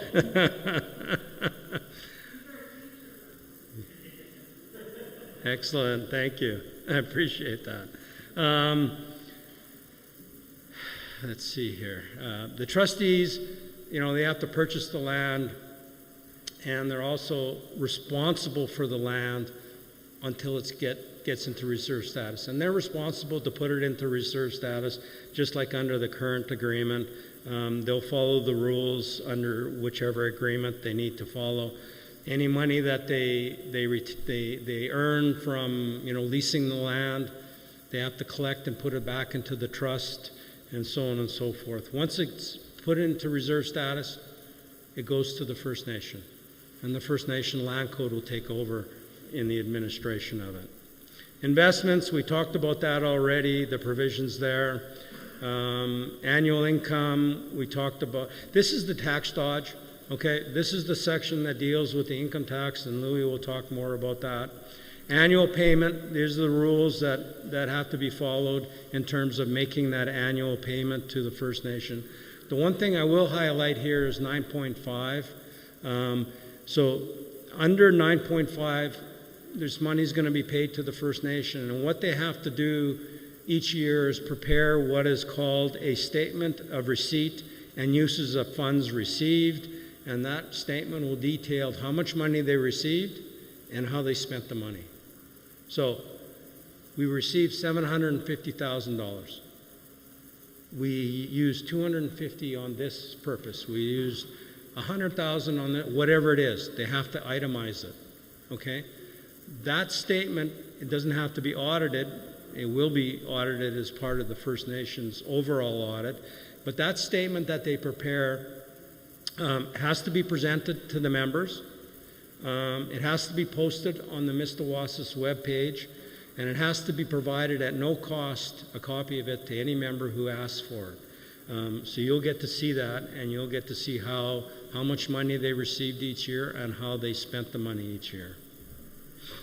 Authorized expenses, this section 10 deals with the process there. It's still the same. Trustees do a budget, they present it to the council looks at it, they either approve it or whatever. If they don't like it, they'll discuss it with the trustees. But the council will be in control of what that budget is going to be for the trustees' authorized expenses annually. The one thing we did add in here is a cap. The trustees' annual budget can't exceed 1.5% of the market value of the trust property as of the previous December 31st. So no more than that, other than what is referred to as extraordinary circumstances. And we've been getting questions about what does that mean? Well, it could mean a lot of different things, but what we were thinking about, for as one good example is if the trustees were being sued for some reason, or in fact, they had to take legal proceedings against, say, the institution because they weren't doing their job, and they had to hire a lawyer to do that. Well, you're not going to budget for that. That's kind of a one-off, and therefore they could take more money to cover those kinds of costs. Trustees, Article 11 stays basically the same.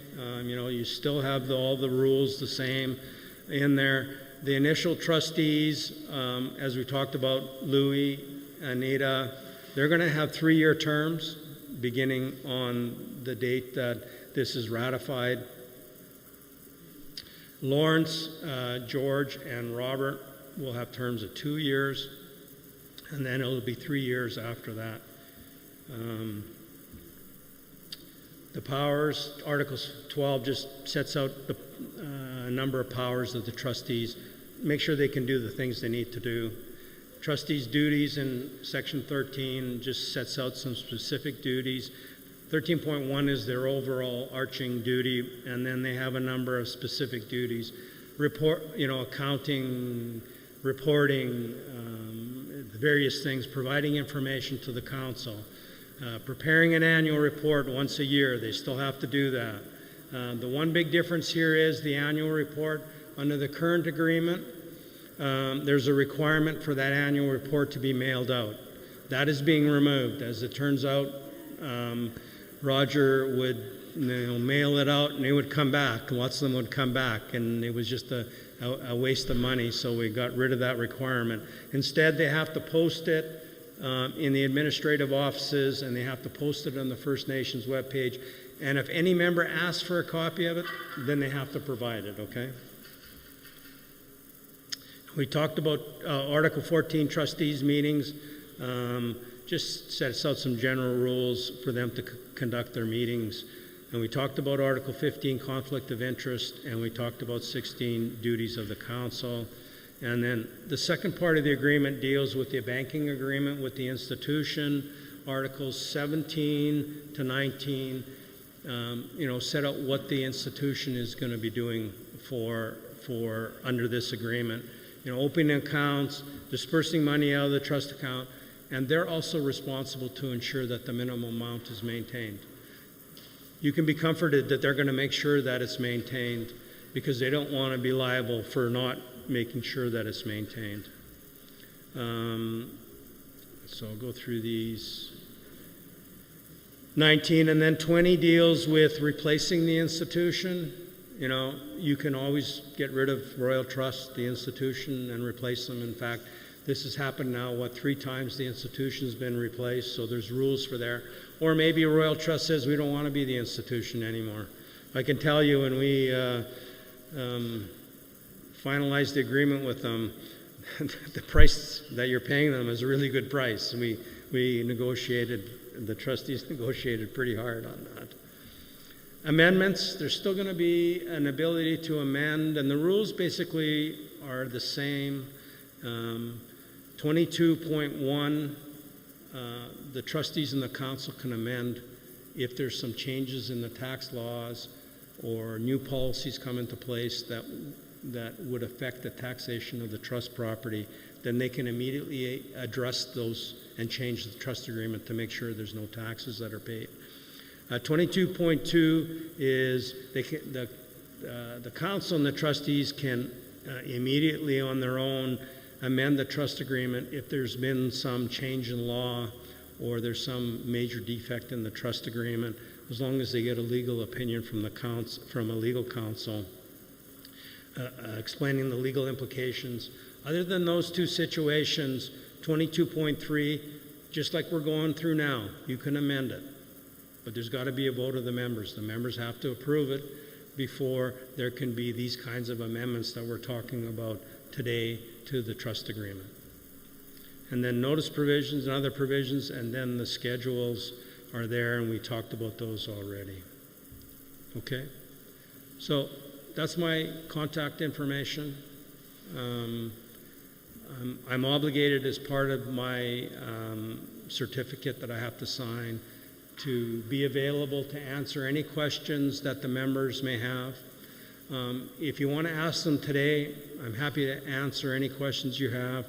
If you feel or a question comes to you later on or you prefer, email me, phone me. I'll be happy to talk to you and answer any questions you have. Yes?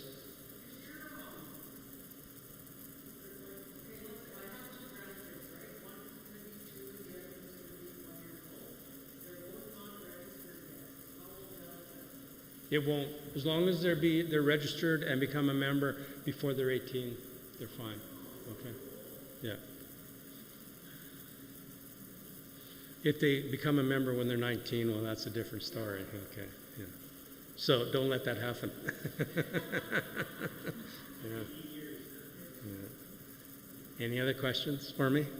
I'll be around, but if you have any now, I'm happy to answer.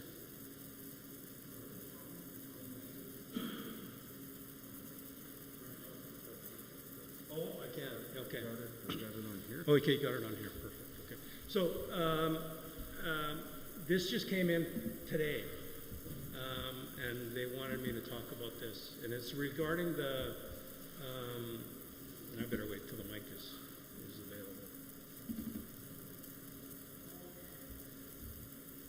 So.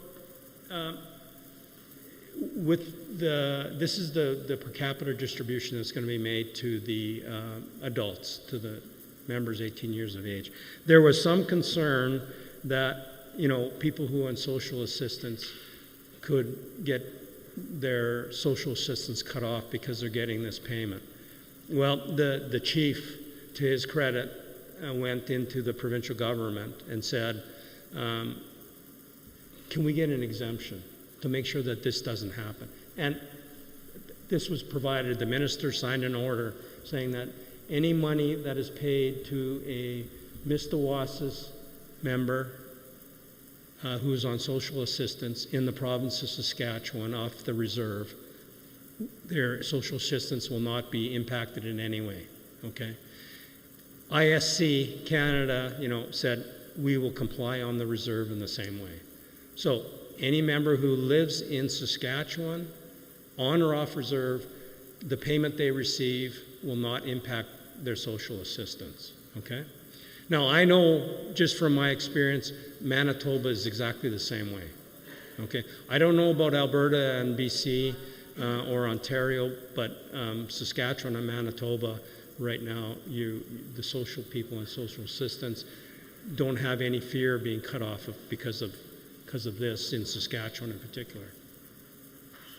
Yeah.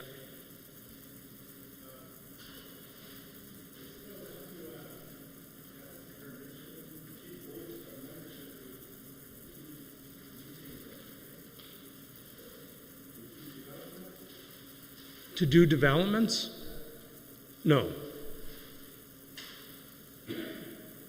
That, as I said, you're talking about the specific claim development requests that are currently in the specific claim trust now. The legacy, it won't. No, that is all gone. That would be all gone if this is approved. All that happens is the money, that annual payment, gets paid out to the First Nation, and then the First Nation will decide how to spend that money.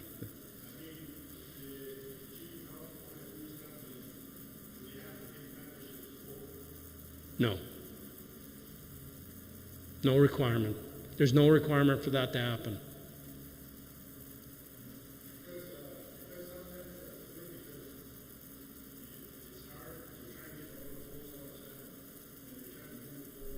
Yeah. Well,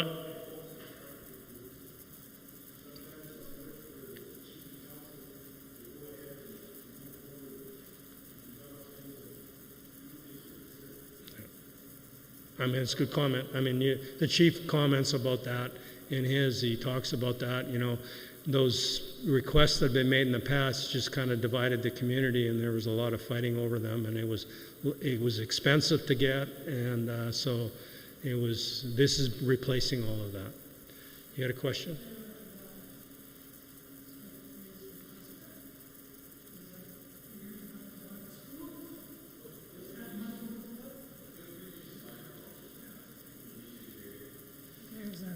Question Bill's question about that funding. It's like when they purchased a school here a few years back, does that money come out of there? Or when they want the band members to vote on it? There is, the way that band development is defined, as I said, it was in the settlement agreement, so it made its way into the trust agreement. It says that it is basically any project or investment of the money that would benefit the First Nation or the members of the First Nation. So it could be almost anything. It could be put towards a school, construction of a school. It could be infrastructure. It could be housing. It could be economic development. If you can think about it, it would likely fall within that definition. So when the chief and council brings something that does have to go through a band membership vote? No. No? No.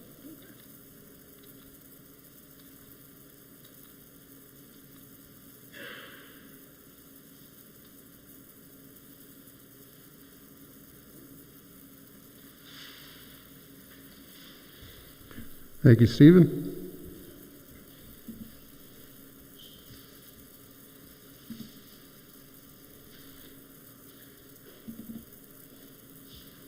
Okay, next up on the agenda is Louis Tapper, and he will be going through giving us some financial advice. Go ahead, Louis. Thank you. Thank you, Roger. Good evening, elders, chief, band members, and veterans. My name is Louis Tapper. I'm a chartered professional accountant, and I'm here to talk about financial advice. So what is being proposed is the amendment, as Stephen said, of the specific claim trust, and which involves, and I have to say, in 2001, I came to your reserve and several other of your communities in various places like Prince Albert, Saskatchewan, and we talked about the specific claim trust agreement. And some of the band members at the time said, oh, chief and council is going to squander the money, or the trustees are going to lose the money. It's going to disappear. So we stood up here, Stephen's sister and I, and said, no, the trust agreement is a good trust agreement. It will protect you. It will do the job for you. And I'm happy to say that the trust, the specific claim trust, has $14,600,000 in investments in cash. It started with $12 million. It also has paid about $1 million to the nation for band development, and they purchased 12,000 acres. And if you heard David saying it was basically the settlement was $1,000, so you can see the value that the trustees and the trust has added to your nation. And it was kind of interesting last night, and I wanted to go give him a pat on the back. One of the members at PA said he was one of the first trustees. So the trustees did their job, the trust agreement did their job, and the financial institution did their job. And as Stephen said, the structure really didn't change. In fact, we made some improvements on the investing. So we're going to take the entitlement monies, we're going to deposit it into the trust account along with the specific claim, and we've got 4,606 acres in specific claim. And just to repeat what Stephen said, there's only going to be one trust, and it's called the Legacy Trust. The purpose of this document, no, I did it. The purpose of this document is to talk about the safe custody, preservation of capital, and that's important. How do you make sure you preserve the capital? Management of the trust, investment, and that's an important area too, the investment of the trust, distribution and use of the trust property, and Stephen talked about that, potential rates of return and risk, and income tax. And I'm going to talk a little bit about income tax. I know it's a very technical issue, but I'll try to make it so everybody understands, but mostly what I'm going to tell you is we don't believe that in any way the trust will ever be taxable, have taxable income. So safe custody, the funds are going to be deposited in the trust account at an institution, and an institution is basically a trust company, and they're duly incorporated to carry on business in Saskatchewan, and Royal Trust has been identified as the institution. The institution will only, and I'll emphasize this, they'll only allow the transfer of funds if it's in accordance with the trust agreement. If it's not in accordance with the trust agreement, they will say no. And if they don't say no when it's inappropriate, they could be responsible and they would be accountable. And I believe, and I've worked with Royal Trust, they have the skills and experience to work with the trustees to make sure the trust property is safe and in custody. Once entitlement monies are deposited into the trust account, they are no longer considered Indian monies. The Indian Act do not cover them. Canada has no further responsibility. And it's the same thing with the specific claim trust assets. Canada has no responsibility. They are not Indian monies. So preservation of capital, I said this is important. How do we preserve capital? And one of the risks is the investments. And because if we make bad investments, we could lose our money. And when I said the trustee has grown the trust to $14.6 million and bought land, in 2008, 2009, I don't know if you remember the financial crisis, the stock market dropped like 30-40%. I got some calls, and I said to some of the trustees that called me, just be patient, the market will come back, they always do. So just be patient, don't panic. So it's important to get the investments right because that can erode your capital. The other thing, and this is an improvement, as Stephen talked about, the investment consultant has to be hired. These people are very smart people. They're they're chartered financial analysts. They're one of the highest designation in the financial and investing world. So top-notch people, very bright. As Stephen said, they're much smarter than he is. So, and I'm joking because Stephen is a very good lawyer, but he's not an investment consultant, and that's what he was referring to. So one of the things that has to be developed is an investment policy statement, and this is an important statement because it details what kind of investments the trust can purchase. And Stephen talked about prudent investor, and that's an important term because the prudent investor is defined in the Saskatchewan Trustees or the Trustees Act of Saskatchewan, and it talks about things like looking at the economy, income taxes, need for cash flow. Various items are covered within the Trustees Act of Saskatchewan. And again, the investment consultant has to have good skills. When they interviewed him, and I think Stephen was involved in the trustees, they interrogated the investment consultants, and they hired the best possible consultant they could hire. Initially, until the investment policy is developed, only Part 1 of Schedule B, and those are very safe, secure investments like GICs, Canada bonds, corporate bonds with a high rating, but very, very safe, but they don't make much of a return. These days, very low return, very little return. Also, the investment consultant helps select the investment managers, and they have to be independent of them. They cannot sell securities. All they can do is provide advice. So it's very important, and Stephen talked about it. Independence is very, very important, and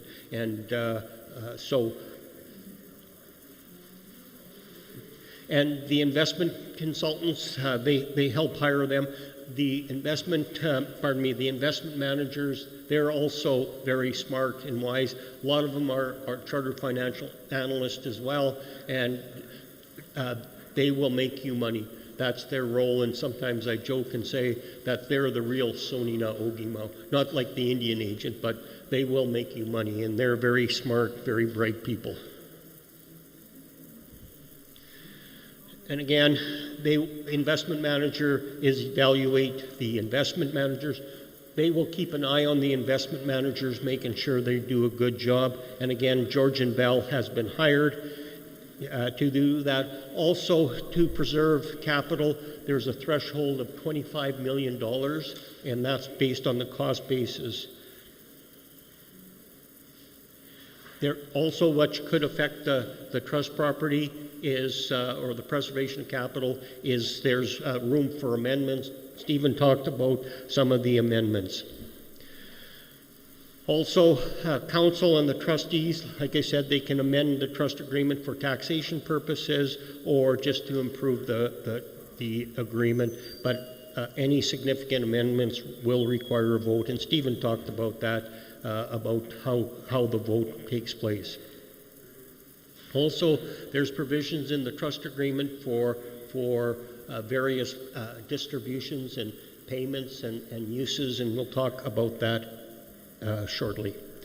Management, basically, we have to manage in accordance with the trust agreement, and I always think of the trust agreement like a Bible. It really sets out what you can do and how you have to behave and how you're to act.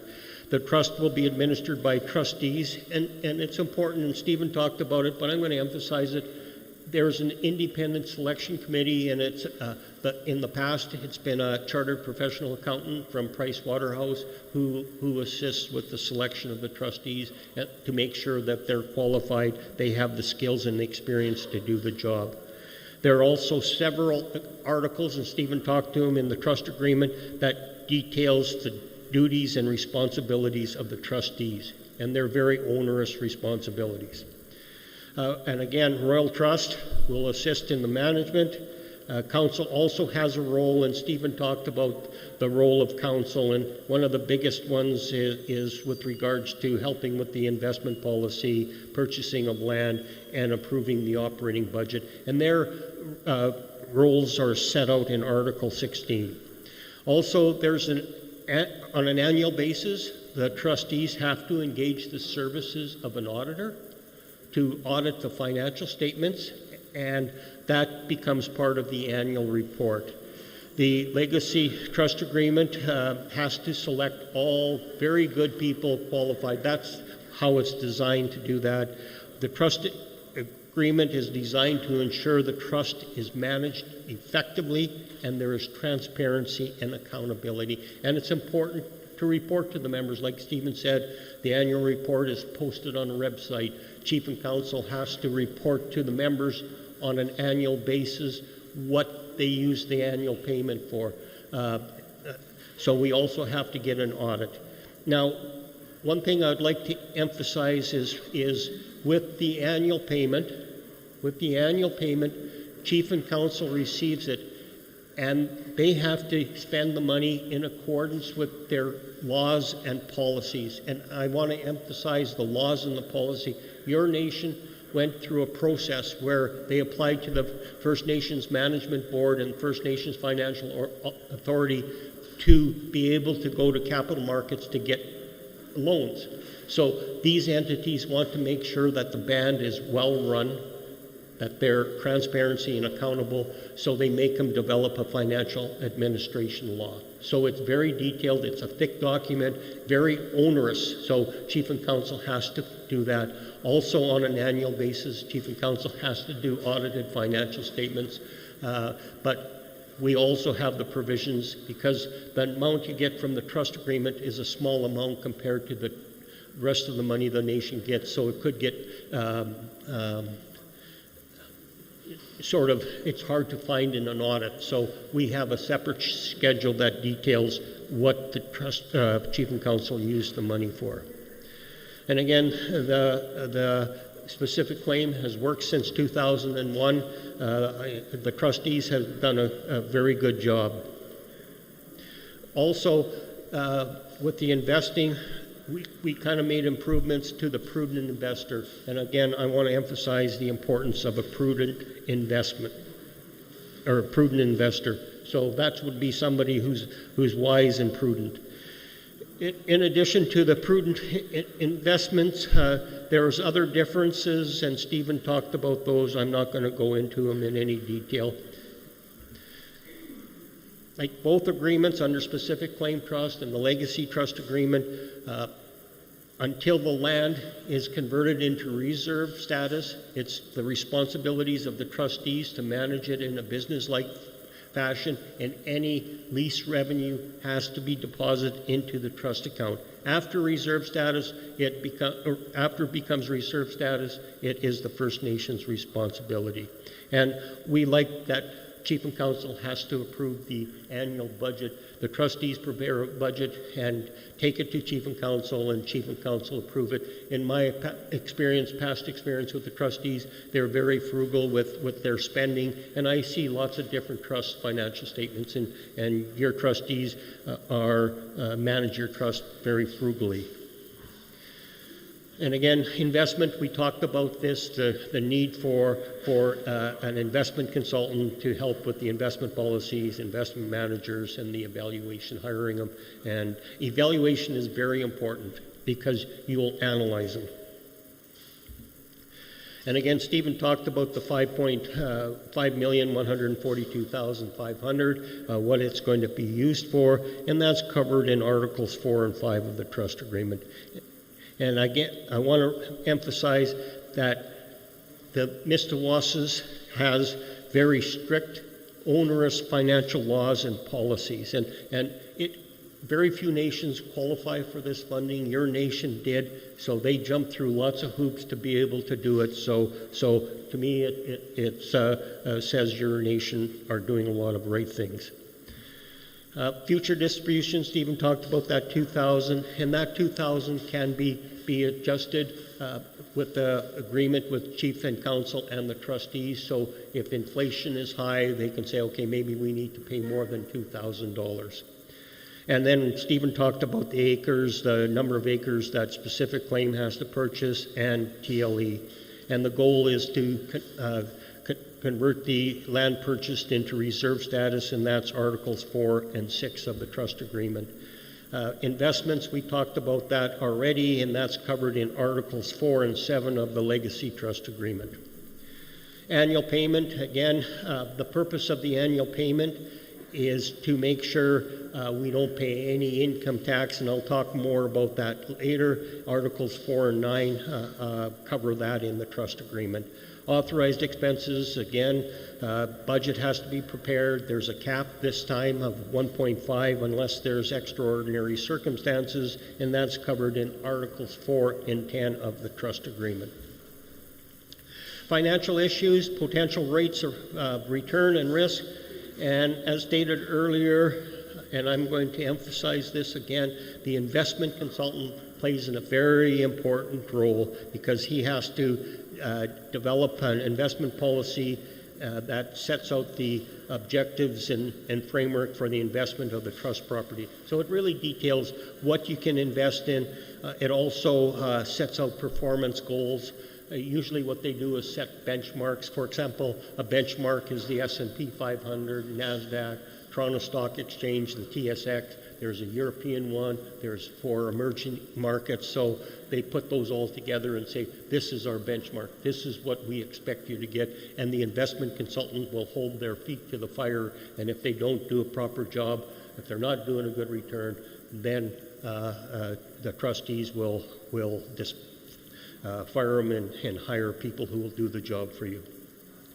They'll also, the investment policy will look at how much risk are you wanting to take. They'll say, okay, what would a prudent investor, how much would risk does a prudent investor? And that's one thing we've earned over the years, because at first, when I did the first presentation, or when 2001, everybody said, well, investing, that's gambling. That's gambling. So at first, the trustees were very, very conservative. They were more into bonds and GICs and some equities, but very safe, secure equities. I always use the example, the Toronto Dominion Bank. Right now, the Toronto Dominion Bank pays 4% dividend, 4%. GIC probably pays not even 1%. Toronto Dominion Bank has been around longer than I have, and they'll be long. A young fellow said to me the other day, if the banks go bankrupt, we're all in trouble. And that's exactly true.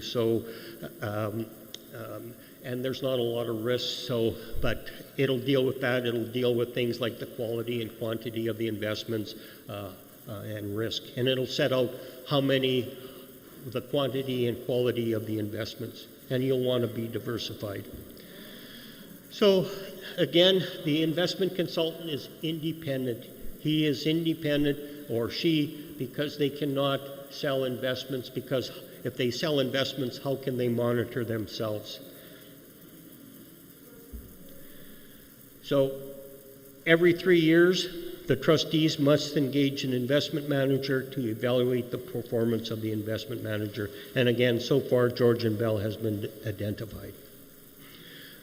So, generally speaking, the more risk you take with your investments, the better return you'll make. Makes sense, right? So, but they will weigh the risk. They will say a prudent investor won't buy, let's say, Bitcoin. They may say, well, we're not going to invest in Bitcoin because people like Diamond, who runs JP Morgan, says you're going to lose your money if you invest in Bitcoin. So they'll be very conservative on what they invest in. And basically, the actual return and risk will depend on the investment policy statement. And that's such an important statement. It'll depend on the world economy. If the world economy is in recession, chances are your investments aren't going to do quite so well. And the skill of the investment managers. That's why you want to hire the best investment managers you can. And like our parents used to tell us, surround yourself with good people and good things will happen to you. So that's what we try to design the trust agreement. So you have to surround yourself with good people. That said, you're going to have to pay them because good people need to be paid. Oh, income tax, my favorite subject. So basically, the trust is subject to both Canadian income tax and Canadian, I mean provincially too, and foreign tax on income earned in foreign jurisdiction. For the foreign jurisdictions like United States, you can file an election where you do not have to pay tax on that. And so again, the trust should not be subject to taxation. For legal purposes, a trust is a separate legal entity, and basically a trust is a settlor, which is it's a settlor with O, not a settler with an E. And basically, the First Nation, Mistawasis, is the settler of the trust. They're going to contribute the capital to the trust, and it'll revert back to the nation if the trust is ever amended. And you have people like the trustees, which are selected by an independent selection committee, and the beneficiary is the First Nation and the members of the nation. So for the purpose, and when we talk about taxation, we talk about the Income Tax Act. We don't talk about the Indian Act. We don't talk about treaties. Well, I know lots about treaties, but I would be uncomfortable talking about them. I'd have to recruit the elder to talk about that. So when dealing with Revenue Canada, we always talk about Income Tax Act. That's their Bible, so to speak. So since the trust is a separate legal entity, it is required to file an annual return called a T3 income tax return. So it's important. And if the trust were to be taxable, it would pay 47.5 in taxes. So that would leave you with, 52.5. So we're going to do everything humanly possible to make sure you're not going to pay 47.5, even on $1. So how do we do that? There's a couple of things. We use Section 75.2 of the Income Tax Act, 75.2, which is called the attribution rule.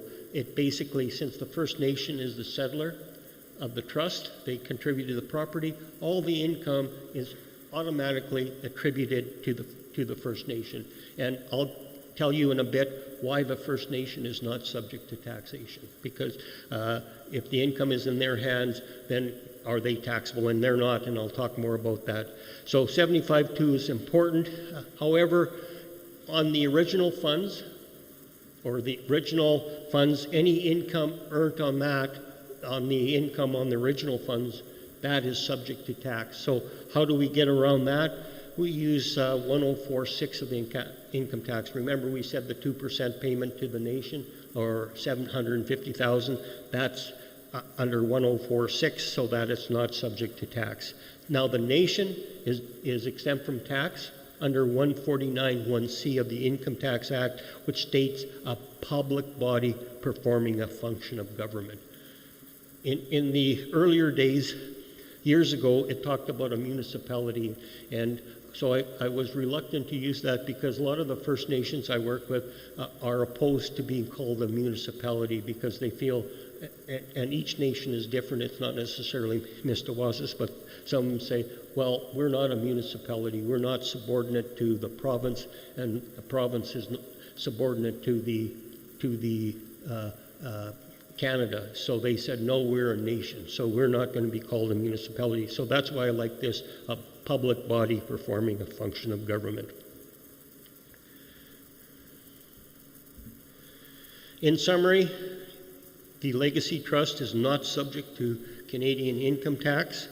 What we're going to use to make sure of that is 75.2 and 104.6 of the Income Tax Act, and we're going to get it taxed in the hands of the First Nation, but the First Nation is exempt from taxes under 149.1c of the Income Tax Act. And there's also provisions, as Stephen talked about, in the trust agreement where you can amend the trust agreement for taxation purposes, or you can increase that 2% to the nation to ensure there's no taxable income in the trust. So we believe we've got a good setup and not subject to taxation. So just a little chart here to talk about things. So we're going to start off with $40 million. And in 25 years, if we could retain 2% in the trust, if we could retain 2%, it will grow to 65%, 65 million, almost 66 million. If we can generate or retain 1.5, and I'll show you some more information shortly, give you some more detail, it's 58 million. So in 25 years, that will grow to 58 million. And at 1%, it's $51 million.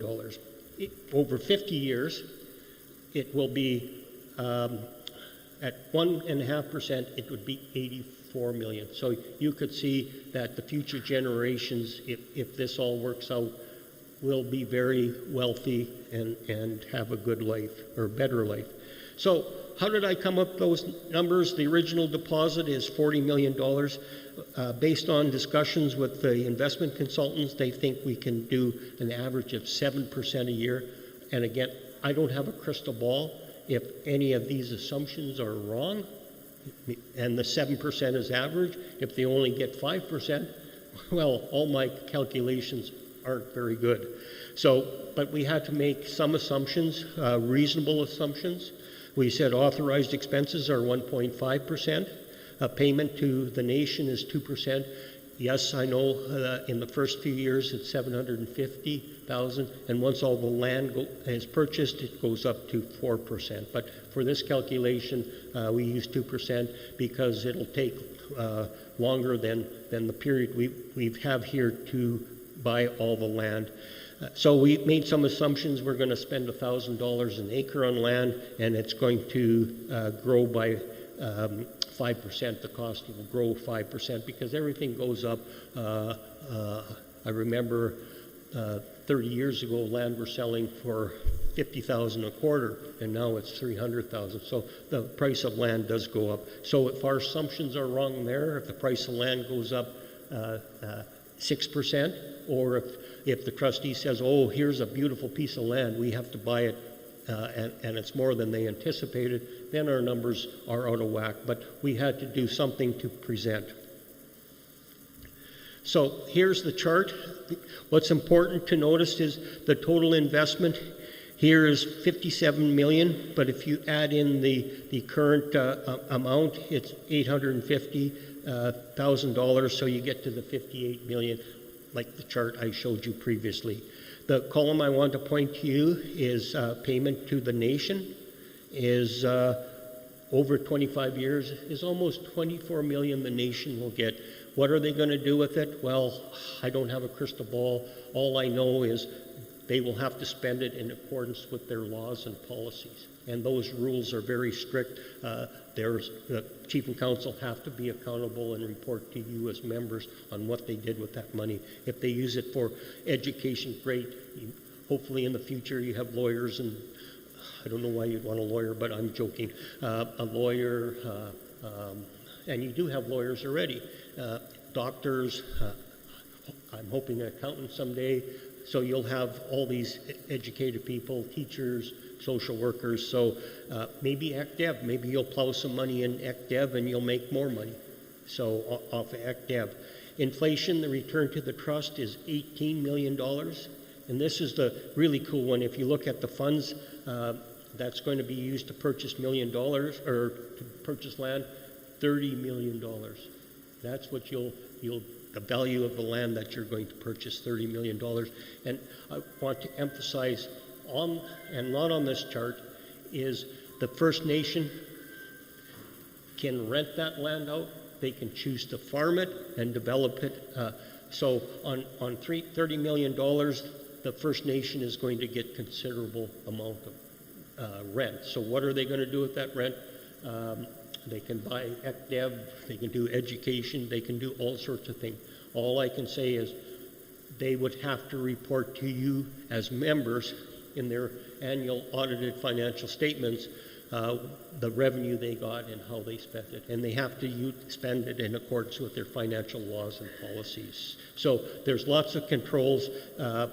At that time, there's going to be about 17,000 acres purchased, and that's not including the 4,600 that Stephen and I talked about, or what the specific claim has already bought and converted to reserve status. So the future, in my estimation, is bright, and I wish you all the very, very best.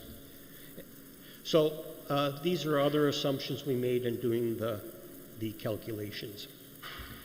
And that's the end of my presentation. Some contact information for me if you want. Roger has it.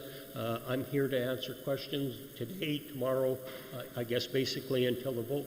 So if you want to talk, please give me a call. So if there's no questions, I'm going to say, Eko se kitama. Thank you. And thank you, everybody. Thank you, Louis. So if we have, there's no questions, I want to thank everybody for coming out tonight, and this is our last, as we mentioned, this is our last information session. So friends and family, urge them to participate, get them to come and vote. They can contact the band office if they need a ballot, if they want somebody to pick one up, to pick up a vote. Also, don't be shy to grab bag lunches on your way out. There's a lot left over. And with that, Lynn, let me ask you to do the closing prayer.